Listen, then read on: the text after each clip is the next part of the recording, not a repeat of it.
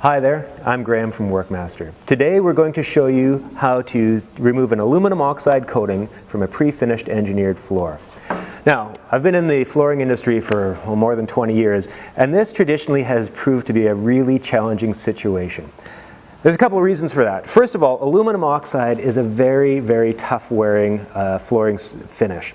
So the challenge is even traditional premium sandpaper can struggle with it. The second challenge that we have is engineered floors often have a very thin wear layer. So that means traditionally, if you've got a machine that's aggressive enough to take off this hard surface, it's so aggressive that you run the risk of taking off all that hardwood and burning through to the plywood. At that point, your floor is essentially ruined. So WerkMaster has been developing a system for over 10 years now to try and address this challenge. So what we've done here at WerkMaster is develop diamond tooling. Diamond abrasives are what we're going to use to remove this aluminum oxide finish. The idea behind it is diamonds are tougher, harder than aluminum oxide. And so that's what we're going to show today. We'll take this system that we've developed with OxyDisc technology. We've got these 8 plates full of these diamond abrasives. And we're going to use that to take off this aluminum oxide surface. Just one brief comment on safety. Whenever you're working with the machine, keep your fingers away if it's plugged in. So don't work on it unless it's unplugged. The other thing is this aluminum oxide wear layer. It's great on a floor, it's terrible in your lungs. So make sure you keep yourself and your work environment safe. Hook up your dust containment and a respirator, some combination of that, so that you can stay healthy and happy. So that's it. Let's fire this up and we'll show you how to do it. So what we'll do to begin, we'll fire up the machine, and the process goes like this. We'll start by doing the edging first.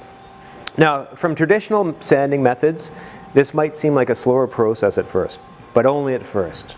The way it works is you do all your hard work in your first cut.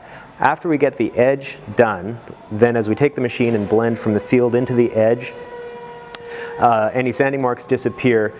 And after that, every other cut, every grit that we go to, well, we're not edging anymore. We're just driving the machine across it. So the first cut will feel slow, but after that, you'll see it pays you back. You'll have a nicely cut floor, nice and flat, with no blending or sanding of edges.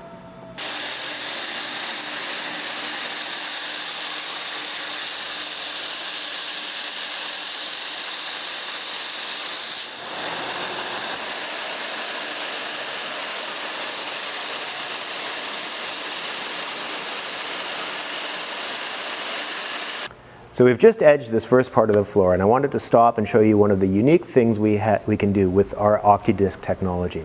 If you notice here, this is our cutting tool, and you notice how close that will cut to the wall.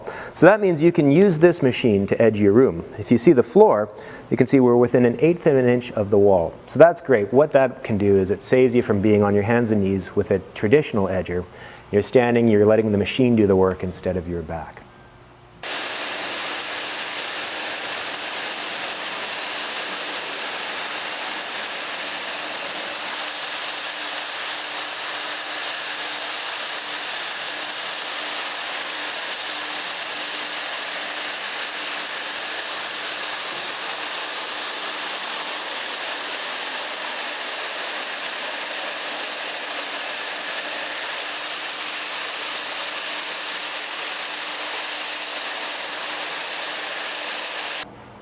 So there we have it. You've seen us remove the aluminum oxide from the rest of the field. So you're pretty much ready to move on to your next step. The only thing that's left is you'll have to scrape out or sand out the corners, but then give it a good vacuum and you can move on to your next phase. You may have noticed a couple of things while we were sanding.